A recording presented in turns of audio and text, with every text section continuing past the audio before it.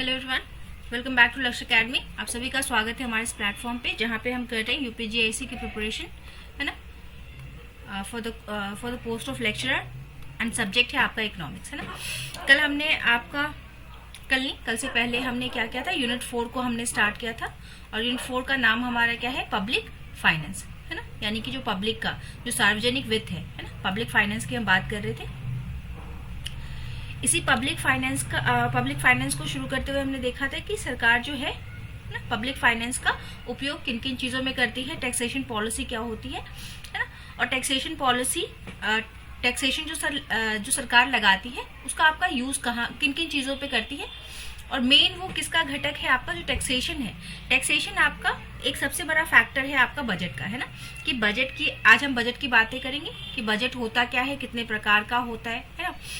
Deficits क्या होते हैं, डेफिसिट का कॉन्सेप्ट क्या है ना। डेफिसिट होना अच्छा है या बुरा है ना। तो इन सब चीजों को हम यहाँ पे देखेंगे आपका।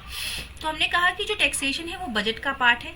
तो बजट क्या है हमारा, कि बजट में हम सरकार का कहाँ से सरकार के पास पैसा आ रहा है, कहाँ को जा रहा है, ये सारी चीजें हम यहाँ पे डिस्कस करेंगे। ठीक है, टैक्सेशन हमने पहले ही कर लिया है, आज बजट का पूरा कॉन्सेप्ट देख लेंगे। दिस इज क्लास नंबर 29, है ना। क्लास नंबर 29 है आपकी, और आपका यूनिट 4 अभी रनिंग है ना। यूनिट 4 का ये क्लास नंबर 2 है। ये क्लास होने के बाद फिर एक मूक ले लेंगे हम, जो स्टार्टिंग वाला पोर्शन किया है एक क्लास, और ये जो आज बजट खत्म होगा, इन दोनों को मिला करके फिर एक मूक हम ले लेंगे। ठीक है, चलिए, जो भी स्टूडेंट क्लास स्टार्ट करने से पहले जो भी स्टूडेंट फर्स्ट टाइम हमारे इस चैनल पे आए हैं वो टेलीग्राम प्लेटफॉर्म पे हमारे चैनल से कनेक्ट हो जाएंगे, जिसके लिए डिस्क्रिप्शन बॉक्स में आपको एक लिंक अवेलेबल होगी, है ना। उस लिंक पे जा करके आप हमारे चैनल से कनेक्ट हो जाएंगे, सो दैट की क्लास की पीडीएफ वगैरह या नोटिफिकेशन कुछ भी है, एग्जाम रिलेटेड, कोर्स रिलेटेड कुछ भी है, तो वहां पे आपको मिल जाएगी, है ना। प्लस आपका ये व्हाट्सएप नंबर है, अगर आप व्हाट्सएप ग्रुप से जुड़ना चाहते हैं। किसी भी स्टूडेंट को अगर पेड बैचेस परचेज करनी है ना, तो आप यहाँ से परचेज कर सकते हैं। उसके लिए भी डिस्क्रिप्शन बॉक्स में ही आपका लिंक गिवन है, और एक व्हाट्सएप नंबर अवेलेबल है कि किसी भी तरह की समस्या अगर आती है आपको, तो आप यहाँ से उसका समाधान पा सकते हैं। This is the price, and आपको नोट्स मिलेंगे दोनों ही लैंग्वेजेस में, डाउनलोडेबल फॉर्मेट है। प्रैक्टिस करने के लिए एमसीक्यूज वगैरह आपको मिल जाएंगे यहाँ पे, एंड कंप्लीट सिलेबस कवरेज है। ठीक है, तो these are the things about your batches. इनको आप देख लेंगे इफ यू वांट, है ना। जरूरत अगर आपको लगती है ऐसी, तो आप वहां से कर ले, है ना। हेयर वी आर ट्राइंग कि जितना भी सिलेबस है आपका कवर हो जाए, है ना, मैक्सिमम रिवीजन हो जाए आपका एक अच्छा। तो यहाँ पे हमारी ये कोशिश है, बट स्टिल कुछ चीजें रह जाती हैं जिसको डिटेल में यहाँ पे एक्सप्लेन करना संभव नहीं हो पाता है, तो वो आप बैचेस से कर सकते हैं ना। चलिए, अगर हम बजट की बात करें तो देखिए बजट क्या है। बजट जो है हमारा, ये हमारा कॉन्स्टिट्यूशन में मेंशन चीज है ना, जो संविधान होता है। थोड़ा सा बैकग्राउंड भी लेके चलेंगे, हमको पता होना चाहिए कि ये बजट आता कहाँ से, क्यों बनता है ना। तो ये सब चीजें थोड़ी हमारे दिमाग में क्लियर होनी चाहिए एज अ जनरल नॉलेज। तो ये बजट क्या है, बजट जो आपका बनता है ना, ये हमारा कॉन्स्टिट्यूशन में आपका मेंशन है, जो हमारा भारतीय संविधान है वहां पे मेंशन है। बजट नाम से नहीं ये आपको मिलेगा ना। अगर कॉन्स्टिट्यूशन की बात करें तो वहां पे कोई भी बजट शब्द का उल्लेख आपको नहीं मिलेगा, है ना। ये शब्द आपको वहां पे नहीं मिलेगा, ये शब्द हमने दिया है ना।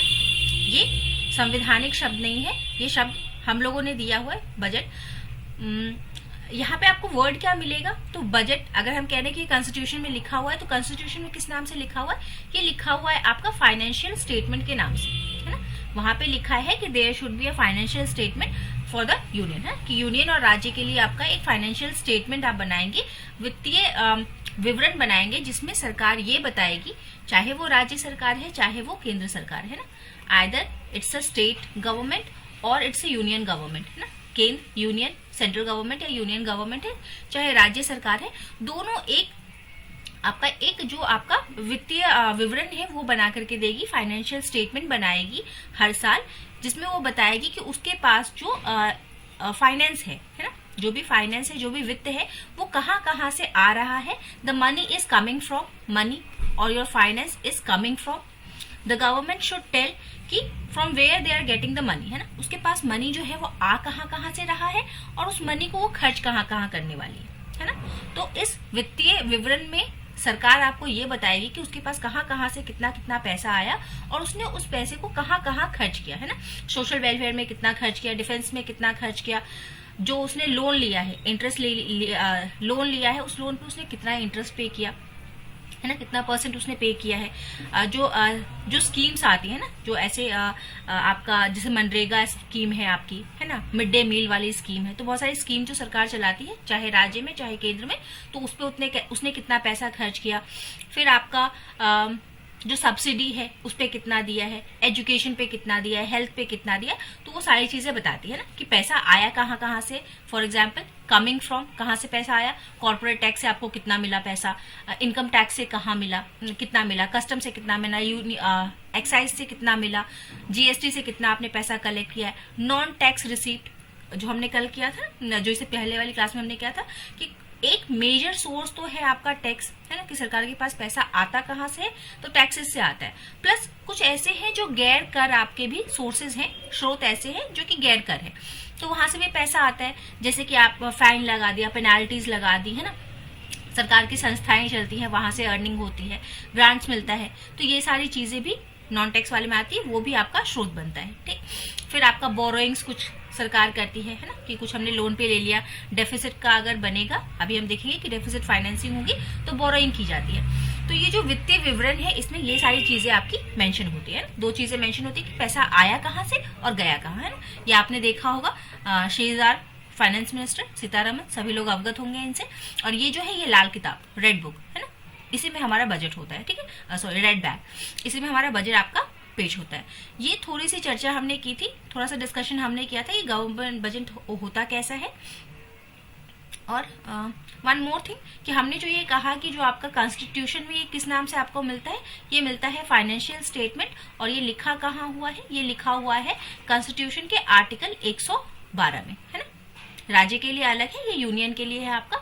यूनियन के बजट की जब हम बात करते हैं, जो केंद्र सरकार, यानी कि जो अभी हम कहते हैं ना कि बीजेपी सरकार है, मोदी सरकार है, तो मोदी ये जो यूनियन का जो बजट बनेगा, जो सीतारमन जी लेके आएंगी, है ना, लेके आई थी या लेके आएंगी, फेब के महीने में आपका ये आता है ना, फरवरी के माह में आपका ये बजट आ जाता है। और इस बजट को फाइनेंस मिनिस्टर पेश करते हैं और आर्टिकल 112 के तहत ये फाइनेंशियल स्टेटमेंट आपका बनाया जाता है। ठीक है, this was all about the जो बेसिक नॉलेज आपको होनी चाहिए कि ये कहाँ कैसे लिखा हुआ है। तो गवर्नमेंट बजट के आपके दो पहलू हैं, एक राजस्व बजट यानी कि जो बार बार होगा, और एक कैपिटल बजट, है ना, जो 3 साल में, 2 साल में, 5 साल में, 10 साल में, 25 साल में एक बार आपका खर्चा होगा, खर्चा या फिर प्राप्ति, तो उसको यहाँ पे कैपिटल बजट में दिखाते हैं आप, है ना। ये सब बातें हमने डिस्कस की हुई है। यहाँ पे आपको फुल मिल जाएगा, एक बार आप पूरा ओवरव्यू देख सकते हैं कि कैपिटल में क्या क्या आ जाता है। जैसे आपका रिसिप्ट्स में कि आपने कोई लोन दिया था, उसकी रिकवरी कर ली, सरकार ने डिसइन्वेस्टमेंट किया, मतलब कि सरकार का, जैसे मान लीजिए कोई एक कंपनी है जिसमें सरकार का 51% शेयर था, हिस्सेदारी थी, तो उसने अपनी कुछ हिस्सेदारी बेच दी, है ना, प्राइवेट सेक्टर को, तो वहां से जो पैसा आया तो वो डिसइन्वेस्टमेंट का पैसा हो गया। सरकार ने लोन वगैरह लिया, बोरोइंग्स की, प्रोविडेंट फंड है, तो ये लॉन्ग टर्म रिसिप्ट है आपका। तो ये सारा डिटेल वाला है, इसको आप एक बार स्क्रीनशॉट लेके पढ़ लेंगे ना, हमने बात कर चुके हैं हम इस पे, आप इसको देखने के लिए, आपके डिटेल के लिए ये रखा हुआ है। अब देखिए, हमने देखा बजट होता क्या है, कहाँ मेंशन है, होता क्या है, इसमें हम क्या क्या चीजें दिखाते हैं।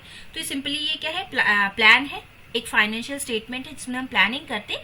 हाँ, और एक और चीज हम देखेंगे कि जो आपकी, देखिए, 2 तरीके के विवरण आते हैं आपके वित्तीय विवरण, जो सरकार बनाती है 2 तरीके का बनाती है।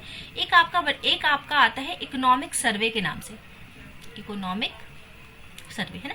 एक चीज होती है इकोनॉमिक सर्वे, जो अगर आपके एग्जाम में करंट अफेयर आ रहा है तो आपको पता होगा कि वहां पे 2 चीजें आती हैं, एक इकोनॉमिक सर्वे आता है और आपका एक बजट आता है ना। तो बजट क्या होता है आपका, ये फ्यूचर ओरिएंटेड रहेगा, है ना, कि बजट जो हम बनाते हैं वो आगे आने वाले साल के लिए बनाते हैं। और एक चीज बिल्कुल ऐसी ही बनती है, एग्जैक्टली ऐसी ही बनती है इकोनॉमिक सर्वे, जो कि क्या बताती है आपके पास्ट को, है ना। जैसे मान लीजिए कि अभी कौन सा हमारा सेशन चल रहा है, अभी हमारा चल रहा है 2025-26, है ना, सॉरी 2025-26 का हमारा बजट आया था। ठीक, कि 2025 में, ये फरवरी 2025 में आया था, और 26 फरवरी 26 तक ये हमारा रहेगा, जनवरी तक, है ना, जब तक नया बजट नहीं आता। तो हमारा जो ये 25-26 का जो बजट आया था, तो ये एडवांस में बना था क्योंकि ये पहले ही बन गया, फरवरी 25 में ही बन गया और चलेगा कब तक, पूरे साल 26 तक चलेगा। तो जो बजट होता है वो एडवांस में आपका बनता है फ्यूचर के लिए, और जो इकोनॉमिक सर्वे होता है वो कैसे आता है, वो हमने जो ये बजट बनाया था वो कितना सार्थक हुआ। हमने जो कहा था, मतलब सरकार ने जो कहा था कि हमारे पास यहाँ से पैसा आया है ना, पैसा आया और यहाँ पैसा हमने खर्च किया है ना। सरकार ने बताया था कि पैसे हमारे पास यहाँ से आए हैं और यहाँ हम खर्च करेंगे। तो ये बात कितनी सार्थक हुई, सरकार इसको कितना करने में सक्षम हुई, तो वो इकोनॉमिक सर्वे में वो बताती है ना। जैसे कि 2024-25 का जो बजट था वो कितना सक्सेसफुल हुआ। उसने अगर कहा था कि हम एजुकेशन पे 22% खर्च करेंगे, तो क्या वो कर पाई। उसने कहा था कि हेल्थ पे हम 15% खर्चा करेंगे, तो क्या वो कर पाई, है ना। तो वो उसको बताना होता है कि क्या उसने अपने बजट को सक्सेसफुली अचीव किया या नहीं किया, तो वो उसको बताना होता है ना। हमने, ये तो है आपकी प्लानिंग, है ना। एक हम करते हैं प्लानिंग और एक उसका करते हैं मॉनिटरिंग। तो प्लानिंग जो आपने की थी, क्या आपकी प्लानिंग सक्सेसफुल रही, आपने उसको एग्जैक्टली कवर किया। जैसे आप कहते हैं कि मैं आज 5 चैप्टर कवर कर लूंगा, तो क्या आपने 5 चैप्टर कवर किया, प्लान तो किया था बट कवर किया। तो this is your planning and this is your review, है ना। एक तरीके से कह सकते हैं हम रिव्यू कर रहे हैं कि क्या हमने वो चीज की, तो this is your economic survey. तो दोनों को याद रखेंगे एक बार। अब बजट हमने देख लिया, इकोनॉमिक सर्वे क्या होता है, कहाँ मेंशन है ना, कौन बनाता है, किस लिए बनाता है, ये सारी बातें हमने कर ली। अब कितने प्रकार के बजट आपके बनते हैं, तो एक गवर्नमेंट बजट बनता है जो कि एनुअल फाइनेंशियल स्टेटमेंट है। ये आपको बताएगा कि सरकार का प्रोजेक्टेड इनकम कहाँ से पैसा आने वाला है और कहाँ जाने वाला है, ये वो आपको बताएगी। फिर एक आपका रेवेन्यू बजट होता है। रेवेन्यू बजट में आप सिर्फ ऐसी चीजों को दिखाएंगे जो रिकरिंग इन नेचर है। जैसे सरकार को टैक्स हर महीने, हर साल इस तरीके से मिलता है ना, हर साल बजट मिलता है आपको। जीएसटी आपके कुछ क्वार्टरली होते हैं, कुछ मंथली होते हैं, तो वो आपको मिलता रहता है, मतलब जिसकी प्रवृत्ति बार बार आने की है ना, रिपीट होने की है। सैलरीज, गवर्नमेंट की सैलरीज जा रही है ना, गवर्नमेंट एम्प्लॉयज की सैलरी जा रही है, तो वो हर साल जाती है, हर महीने जाती है, बार बार होती है। तो जहां पे ये आवर्ती चीजों को आप दिखाएंगे, आवर्ती इनकम और आवर्ती खर्चे, आय और व्यय आपके जो आवर्ती नेचर के हैं, जो बार बार आते हैं, रिकरिंग नेचर के, उसको जब आप दिखाते हैं किसी एक बजट में, तो उसको बोलते हैं रेवेन्यू बजट। ठीक उसी प्रकार से अगर आप पूंजीगत आय और पूंजीगत व्यय को दिखा रहे हैं, तो वो क्या है आपका कैपिटल बजट, है ना। बस शब्दावली हमको याद रखनी है। फिर एक चीज हमने बार बार जिक्र की है आपका FRBM। FRBM क्या है, हमने कहा कि इसका काम क्या है कि आपका जो फाइनेंशियल डिसिप्लिन बनाए रखना है ना, यानी कि स्टेबिलिटी बनाए, डिसिप्लिन बनाए रखना मतलब क्या, कि हमने जो कहा था कि हम चाहते हैं कि हमारा जो आपका टारगेटिंग था, इन्फ्लेशन टारगेटिंग, तो हम चाहते हैं कि जो बजट जो है, बजट ऐसा होना चाहिए, इस तरीके का होना चाहिए कि वो इन्फ्लेशन को टारगेट करके रखे, है ना, कि ना ही तो वो इन्फ्लेशन को बहुत ज्यादा हाई होने दे और ना ही तो बहुत ज्यादा लो होने दे। ठीक, तो इसका क्या है कि फाइनेंशियल डिसिप्लिन बना के रखना है ना। रिड्यूसिंग द फिजिकल डेफिसिट, इसका काम क्या है कि फिजिकल डेफिसिट को हमको चेक में रखना है ना। और ये आपका, इसका एस्टिमेटेड कितना है कि आपको 3% जो फिजिकल डेफिसिट है वो 3% तक आपको अचीव करना है ना। इससे ज्यादा नहीं ले जाएंगे आप, बहुत ज्यादा नहीं हो, बहुत कम नहीं हो, है ना। डेफिसिट जो घाटा है ना, राजकोषीय घाटा जो आपका आएगा, उस राजकोषीय घाटा को सीमा में रखना है ना, 3%। ये बात हमने कर ली है। यूनियन बजट कहाँ मेंशन है, क्या बताता है, ये बात हमने कर ली कि आर्टिकल 112 ऑफ कॉन्स्टिट्यूशन में आपका मेंशन है, उसके तहत एक फाइनेंशियल स्टेटमेंट आपका आता है। वहीं एक नाम आप सुनते होंगे कि इंटरिम बजट क्या होता है ना। तो इंटरिम बजट क्या है आपका, अंतरिम बजट, हिंदी में इसको बोलेंगे अंतरिम बजट। सबका हिंदी लिखा हुआ है ना नोट्स में, इस पीडीएफ में सभी का हिंदी है आपका। तो इंटरिम बजट या फिर अंतरिम बजट आपका क्या होता है, it is a temporary budget presented before the general election, है ना। जैसे कि मान लीजिए कि अभी अगर हमने फरवरी में बजट आपका एक पेश कर दिया, ठीक है, अब मान लीजिए कि मई जून में आपका होने वाला है, आपका जनरल इलेक्शन होने वाला है ना, जहां पे सरकार बनती है, आपकी केंद्र की सरकार बनती है। तो वो जनरल इलेक्शन अगर होने वाला है, हमको पता है कि अभी जनरल इलेक्शन होने वाला है, तो पूरे साल के लिए नहीं बनेगा, क्योंकि मई जून में रिजल्ट आ जाएंगे। तो हम क्या है, फरवरी से लेके मई जून तक का एक छोटा, एक टेम्परेरी बजट हम पेश करते हैं। तो वो बजट क्या कहलाता है आपका, इंटरिम बजट या अंतरिम बजट कहलाता है। और एक चीज होती है आपके फाइनेंशियल बिल, जिसमें प्रपोजल होता है सिर्फ, है ना, प्रपोजल फॉर द टैक्सेशन, और जितने भी फाइनेंशियल मैटर हैं उनका बस प्रस्ताव होता है, प्रपोजल होता है, इसको हम फाइनेंशियल बिल्स बोलते हैं ना। ये हो गया हमारा ये ये आपके टाइप्स थे कि कितने टाइप के बजट बनते हैं, है ना। एक दूसरा टाइप आपका आता है कि बजट जो बनाया गया है वो कितने प्रकार से बनाना है, कितने प्रकार का हो सकता है, और जो एक्चुअल जो बजट बनता है, जो बन जाता है, जो आपका फाइनेंशियल विवरण जो आपने बनाया है ना, उसमें आपने इनकम दिखाया और एक्सपेंसेस दिखाया, तो ये जब बन के आता है तो कितने प्रकार का बन सकता है? 3 प्रकार का बनेगा आपका। एक बनेगा बैलेंस बजट। बैलेंस बजट मतलब कि आपका जितना एक्सपेंडिचर है वो आपके इनकम के बराबर है ना, यानी कि जितना पैसा आया उतना पैसा हमने खर्च कर दिया, तो your expenditure equal to income. तो ये expenditure income to is equal to income, है ना। आय और व्यय दोनों बराबर हो गए तो उसको हम बोलते हैं कि हमारा बजट कैसा बना है? बैलेंस बजट बना है। अगर आप इस तरीके से देखें तो बजट आपके 2 ही प्रकार के हैं। कितने प्रकार के? एक बैलेंस्ड वाला है और एक है आपका इम्बैलेंस्ड, है ना। एक संतुलित, एक असंतुलित। संतुलित में आपका income is equal to your expenditure, और जो असंतुलित वाला में ये है वहां पे क्या है? Income is not equal to expenditure. जो आपका आय है वो आपके व्यय के बराबर नहीं है। तो अगर बराबर नहीं है इसका क्या मतलब है कि या तो वो अधिशेष हो सकता है ना, या तो हमारा इनकम ज्यादा हो, एक्सपेंडिचर कम हो जाएगा, या फिर आपका डेफिसिट का बजट बन सकता है कि यहाँ पे income is greater than expenditure, आय आपकी ज्यादा है, व्यय आपका कम है, तो ये सरप्लस का बजट बन गया। और ये क्या है आपका? डेफिसिट का बजट। क्या आपने खर्चा ज्यादा कर दिया है, आपके पास पैसे थे नहीं, आपने खर्चा ज्यादा कर दिया है, ठीक। तो 3 सिचुएशन अराइज होती है जब आपका फाइनेंशियल स्टेटमेंट बन के आएगा। सरकार अपनी प्राप्तियां और व्यय जब बताएगी तो वो जब फाइनल सब कुछ बता देगी तो लास्ट में वो चेक करेगी कि कैसा बजट बना, बैलेंस बना या इम्बैलेंस बना। इम्बैलेंस अगर बन गया है तो उसमें क्या हो रहा है? इनकम ज्यादा आ रही है या एक्सपेंडिचर ज्यादा आ रही है, ठीक। तो ये 3 प्रकार के बजट आपके सामने आ सकते हैं, है ना। अब इस बजट, चलिए अगर हमारा बैलेंस आया कोई बात नहीं, है ना, अच्छी बात है, बैलेंस्ड है, जितना पाएंगे उतना खर्च करेंगे, कोई बात नहीं, है ना, नॉट एन इश्यू। अगर सरप्लस का आ जाता है तब तो बड़ी अच्छी बात है ना। सरप्लस का आया कि यानी कि हमारे पास इनकम ज्यादा है और खर्चे हमारे कम है, तो ये और अच्छी बात है, ठीक। लेकिन भारत जैसे देश में जहाँ पे आपका मिक्स्ड इकोनॉमी चलती है ना, यानी कि हमको कल्याण का कार्य करना है, सोशल वेलफेयर का काम करना है। तो सोशल वेलफेयर के काम में हमने देखा कि जब हम सोशल वेलफेयर करते हैं, क्योंकि हम समाजवादी अर्थव्यवस्था को भी लेके चलते हैं, तो हमारा क्या है, यहाँ पे हमको बहुत सी चीजें फ्री की देनी होती है, हमको कल्याण करना होता है, हमको परोपकार करना होता है ना, कि फ्री में एजुकेशन देना है, फ्री में हेल्थ देना है, राशन देना है, रोजगार देना है, आवास देना है ना। देखते हैं ना तमाम तरीके की आपकी ये सुविधाएं, स्कीम्स चलती हैं, है ना। अब वो कितनी एक्चुअल पहुंचती है, कितनी नहीं पहुंचती है, वैसे इनफैक्ट लाभ तो मिलता है ना, बहुत लोगों को हमने आंखों से देखा है कि लाभ उठाते हुए।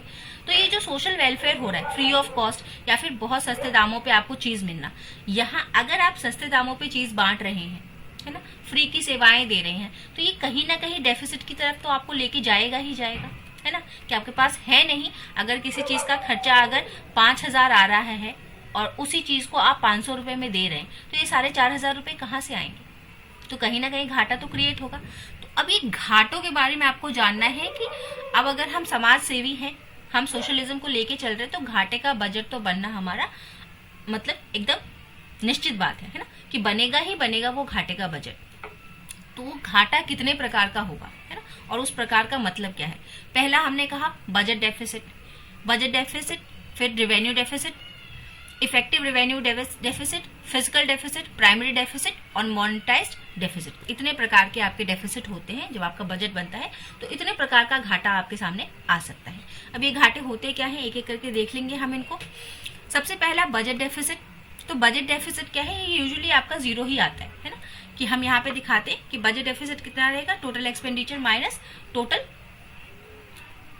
रिसीप्ट, है ना। और ये बजट डेफिसिट आपसे कभी पूछेगा नहीं, है ना, बस आपको जानना है कि बजट डेफिसिट का तात्पर्य क्या है, कि अगर टोटल एक्सपेंडिचर ज्यादा हो गया टोटल रिसिप्ट से, तो हमने क्या कहा कि यहाँ पे आपका बजट डेफिसिट हुआ है, लेकिन जो कि होता नहीं है ना। अगर आपने भी फाइनेंशियल स्टेटमेंट बनाया होगा तो हम दोनों तरफ क्या करते, इक्वेट कर देते हैं, इक्वलाइज कर देते, तो वो 0 ही आता है, तो उसका कोई खास आपका है नहीं। शुरू कहाँ से होता है आपका, रेवेन्यू बजट से शुरू होता है ना। रेवेन्यू बजट क्या है आपका, कि जब आपका राजस्व प्राप्ति राजस्व व्यय जब ज्यादा हो जाए राजस्व प्राप्ति से, तो उसको हम क्या बोलते हैं कि यहाँ पे हो गया है हमारा राजस्व घाटा, है ना, रेवेन्यू डेफिसिट हो गया है। रेवेन्यू डेफिसिट होने का मतलब क्या है कि अगर रेवेन्यू डेफिसिट आपका हाई है, उच्च रेवेन्यू डेफिसिट है, तो ये हमको क्या दर्शाएगा कि सरकार को अब बोरोइंग्स करनी पड़ेंगी, है ना। Borrowings by the government to finance recurring and non asset creating expenditure, यानी कि सरकार को जो आपका रिकरिंग नेचर का खर्चा है, जैसे कि उसको सैलरी देनी है ना, उसको आपका सैलरी देनी है, इंटरेस्ट देना है ना, जो कि हर साल देना पड़ता है, सैलरी हर साल देनी पड़ती है, हर महीने देनी पड़ती है। तो इन तरीके के खर्चों के लिए अब सरकार को बोरोइंग्स करनी पड़ेगी।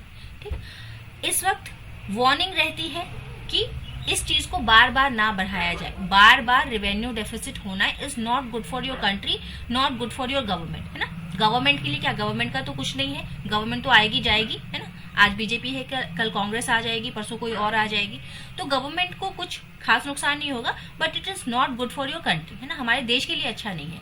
तो यहाँ पे सरकार से कहा जाता है कि या तो आप अपने खर्चों पे कंट्रोल करें, है ना, या तो आप अपना टैक्स और नॉन टैक्स रिसीट जो है उसको बढ़ा दें, है ना, या तो आप टैक्स रेट को हाई करेंगे या फिर आप अपने खर्चे कम कर दीजिए। ठीक, तो रेवेन्यू डेफिसिट में आप ये पॉइंट याद रखेंगे कि होता क्या है, अगर ऐसा होता है तो सरकार को किस तरीके की बोरोइंग करनी पड़ती है और सरकार को वार्निंग क्या रहती है, मतलब इसको करेक्ट कैसे करेगी सरकार। अपने खर्चे कम कीजिए और टैक्स और नॉन टैक्स रिसीट को बढ़ा लीजिए। फिर आता है आपके पास एक अलग प्रकार का डेफिसिट जिसका नाम है आपका प्रभावी राजस्व घाटा। ठीक, ये प्रभावी राजस्व घाटा क्या है आपका, जहां पे रेवेन्यू डेफिसिट जो आया अभी पीछे जो हमने निकाला है रेवेन्यू डेफिसिट, उसमें से आप grant for the creation of capital asset, यानी कि जो हमारा राजस्व घाटा आया है उस घाटे में से आप वो पैसा निकाल देंगे जो आपको अनुदान के रूप में मिला है। किस लिए, कैपिटल एसेट बनाने के लिए। कैपिटल एसेट्स क्या थे आपके, डैम, बिल्डिंग, हॉस्पिटल, कॉलेजेस, ये जो कैपिटल एसेट है हमारे ना, जो लंबे समय तक हमको सेवाएं देते रहेंगे, तो वैसे एसेट को बनाने के लिए अगर आपको कहीं से कोई अनुदान मिला है ना, किसी कंट्री से, किसी फाइनेंशियल इंस्टीट्यूशन से, तो वहां से जो आपको अनुदान मिला है उसको आप रेवेन्यू डेफिसिट में से जब निकाल देते हैं तो आपको मिलता है यहाँ पे ईआरडी, इफेक्टिव रेवेन्यू डेफिसिट, या फिर प्रभावी राजस्व घाटा आपको मिल जाता है। ठीक है, इसके लिए एक और इम्पोर्टेंट पॉइंट याद रखेंगे कि ये ईआरडी वाला कॉन्सेप्ट जो है ये आपका कब आया है, जब आपका यूनियन बजट ऑफ 2012 एंड 13 आया था, 12-13 का जब आपका ये केंद्रीय बजट आया था, तो उसमें रंगराजन कमेटी द्वारा इसको सजेस्ट किया गया था कि आप ये डेफिसिट भी शो करेंगे। ठीक है, because it is a grant. ठीक, तो इसको आपको यहाँ पे हटाना जरूरी है, तभी आपको आपका इफेक्टिव रेवेन्यू डेफिसिट पता चलेगा। सबसे important, very very much important आपका क्या है, राजकोषीय घाटा, जिसकी बात हम हमेशा करते हैं। और हमने अभी जो आपका FRBM आपका देखा था, है ना, 2003 में आपका आया है ये, जिसमें कहा गया कि आप अपना राजकोषीय घाटे को डिसिप्लिन में रखिए, उसको ना ही तो बहुत ज्यादा कीजिए ना ही तो बहुत कम कीजिए, है ना, क्योंकि दोनों ही स्थितियां हमारे लिए घातक है। तो आप इसको 3% तक किसी भी तरीके से लेके आइए, है ना। ऐसी कोशिश कीजिए कि आपका राजकोषीय घाटा 3% से ऊपर या नीचे ना जाए, है ना। नीचे जाएगा तो ठीक है, बट वो भी ज्यादा लंबे समय तक के लिए ठीक नहीं है। उसको आप 3% तक एटलीस्ट लेके आ जाइए, है ना, क्योंकि वो देश के लिए अच्छा होगा। आपको बाहर से बोरोइंग्स नहीं करनी पड़ेगी, क्योंकि हम जब बोरोइंग करते हैं तो हमको उस लोन को चुकाने से ज्यादा उसका इंटरेस्ट में हमको देना पड़ जाता है ना। हम जानते हैं कि उधारी का पैसा इज नॉट गुड, किसी के लिए नहीं, ना ही तो पर्सनल लेवल पे, ना ही तो देश के लेवल पे, किसी भी लेवल पे आपका लोन इज नॉट गुड, है ना, हमको ये पता है। ठीक, तो आपका राजकोषीय घाटा क्या है, राजकोषीय घाटा का मतलब होता है जितना भी आपने एक्सपेंडिचर किया, जितना भी खर्चा किया, चाहे वो राजस्व, चाहे आप वो पूंजीगत कैसा भी खर्चा किया, एक्सपेंडिचर किया, उसमें से आप बोरोइंग्स को निकाल दीजिए, है ना, जो भी आपने बोरोइंग किया है। Physical deficit measures how much government needs to borrow from the market to meet its expenditure when its resources are inadequate. तो आपको राजकोषीय घाटा क्या दिखाएगा, राजकोषीय घाटा ये दिखाएगा कि सरकार को कितना पैसा और बाहर से लेना पड़ेगा, है ना, बाजार से कितना पैसा उसको लोन के रूप में उठाना पड़ेगा, क्योंकि उसके पास पर्याप्त आय नहीं है। ठीक है, तो ये आपका राजकोषीय घाटा बताता है। ठीक है, और हमारा जो बजट बनता है, भारत का जो बजट बनता है वो हमेशा फिस्कल डेफिसिट वाला ही बनता है आपका, है ना। वो रहेगा ही रहेगा। और वो क्यों रहेगा? क्योंकि हम यहाँ पे सोशल वेलफेयर का काम कर रहे हैं। हम सोशलिस्ट इकोनॉमी है, मतलब सोशलिस्ट नहीं है, हम मिक्स्ड इकोनॉमी है, जहाँ पे हम एक समाज सेवा का सोशल वेलफेयर का काम हम करते हैं। नेक्स्ट आती है आपकी प्राइमरी डेफिसिट। प्राइमरी डेफिसिट का मतलब क्या है? अभी जो आपने फिजिकल डेफिसिट निकाला पीछे, उसमें से आप नेट इंटरेस्ट लायबिलिटी को हटा दें, है ना। जितना भी आपने इंटरेस्ट दिया है उसको घटा दीजिए। जितना भी आपने जो पीछे आपने जो लोन ले रखा है उस पर कुछ इंटरेस्ट तो पे किया होगा आपने, तो आप अपने फिजिकल डेफिसिट में से वो वाला इंटरेस्ट अगर हटा देंगे तो आपको प्राइमरी डेफिसिट, प्राथमिक घाटा आपको पता चलेगा। ठीक है, तो कोई अगर पूछता है कि what do you understand by the primary deficit, आप प्राथमिक घाटे से क्या समझते हैं, तो आप बताएंगे कि राजकोषीय घाटे में से जब शुद्ध ब्याज, नेट इंटरेस्ट लायबिलिटी, शुद्ध ब्याज देयताओं को अगर हम हटा देते हैं तो वो हमको देता है primary deficit. And last one is your monetize deficit. Monetize deficit यानी कि मौद्रीकृत घाटा। ये क्या है आपका? मौद्रीकृत घाटा आपको बताता है कि बोरोइंग्स फ्रॉम द आरबीआई। अभी हमने कहा ना कि सरकार ने अगर घाटे का बजट बना लिया है तो अब उसको पैसे चाहिए, है ना, तो उसका एक अपना बैंक है। जब हमने आरबीआई और कमर्शियल बैंक किया तो हमने कहा था कि सरकार का जो बैंक है, सरकार अपने पैसे जहां पे रखती है, सेविंग्स वगैरह सारे पैसे जहां रखती है, उस बैंक का नाम है आरबीआई। तो अब जब इसका घाटा हुआ है, इसके पास अब पैसे नहीं है काम करने के लिए सरकार के पास, तो सरकार गई अपने बैंक में, अपने बैंक से पैसे निकाले। तो बोरोइंग्स फ्रॉम द आरबीआई, जितना निकाला गया है, सॉरी जितना लोन लिया गया, बोरो किया गया है ना, जो अपने बैंक से उसने लोन लिया, प्लस उसके अकाउंट में जितने पैसे पड़े थे उसमें से जो उसने पैसे निकाले, जो कैश विड्रॉल किया, है ना। हम जाते हैं ना, हम अपने बैंक के एटीएम से हम पैसे, कुछ एटीएम से पैसे निकाल लेते हैं अगर हमको ज्यादा पैसों की जरूरत है, तो कुछ एटीएम से निकाला और पैसे चाहिए तो हमने लोन ले लिया अपने बैंक से, तो वही वाला काम। तो ये बताता है आपका मोनेटाइज डेफिसिट, मौद्रीकृत घाटा जो है वो सरकार का क्या दर्शाती है, तो वो दर्शाएगी कि सरकार ने कितना बैंक से लोन लिया है, प्लस उसने कितना अपना कैश विड्रॉ किया है। तो इन दोनों को मिला देंगे, लोन और कैश विड्रॉल को, तो आपको आपका मौद्रीकृत डेफिसिट जो है वो आपका मिल जाएगा। तो ये आपका था बजट। बजट होता क्या है? राज्य सरकार बनाती है, केंद्र सरकार, दोनों अपना अलग अलग बनाती है। कॉन्स्टिट्यूशन के 112 में बनाती है। बजट के नाम से आपको नहीं मिलती है, वहां पे आपको फाइनेंशियल स्टेटमेंट के नाम से मिलेगी। फिर बजट होता क्या है, कितने प्रकार का होता है? एक तो आपने प्रकार देखे कि कितने प्रकार से बनाया जा सकता है। फिर आपने एक प्रकार देखा कि जब वो बन के तैयार होके आता है तो कैसा बन के आया, बैलेंस्ड आया या इम्बैलेंस्ड आया। फिर अगर इम्बैलेंस में भी घाटे का आया, प्लस वाला आया, तब तो अच्छी बात है। अगर घाटे वाला आया, है ना, एक और चीज जान लीजिए कि जो हमने कहा कि सरप्लस का बजट बना, तो सरप्लस का बजट मतलब क्या? इनकम हमारा ज्यादा है, एक्सपेंडिचर कम है, तो ये जो एक्स्ट्रा जो पैसा आएगा, है ना, इनकम माइनस एक्सपेंडिचर जो हमारे पास आएगा, ये जो एक्स्ट्रा पैसा आया, ये पैसा ले जाके हम कहाँ रखते हैं? आरबीआई के रिजर्व में डाल देते हैं ना। आरबीआई में जो हमारा एक रिजर्व का अकाउंट बना होता है ना, सरकार ने एक्स्ट्रा कमाया है तो वो पैसा वो बैंक में रखेगी ना, वही पैसे उसने यहाँ पे निकाले हैं अभी। ठीक, तो फिर हमने डेफिसिट देखा कि बहुत से प्रकार के डेफिसिट है। आपका बजट डेफिसिट है, रेवेन्यू डेफिसिट है, फिस्कल डेफिसिट है, ईआरडी है, आपका मोनेटाइज डेफिसिट है। तो ये सारे डेफिसिट को आप एक बार देख लेंगे ना, इतने प्रकार के। तो this is all about your budget. एक बार इसको रिवाइज कर लेंगे, पीडीएफ को डाउनलोड कर लेंगे या देख के एक बार अपने लैंग्वेज में शॉर्ट नोट आप बना लेंगे, इसको रिवाइज कर लेंगे ना। ठीक है, चलिए मिलते हैं नेक्स्ट क्लास में। Thank you everyone, have a nice and wonderful day, keep revising, keep studying.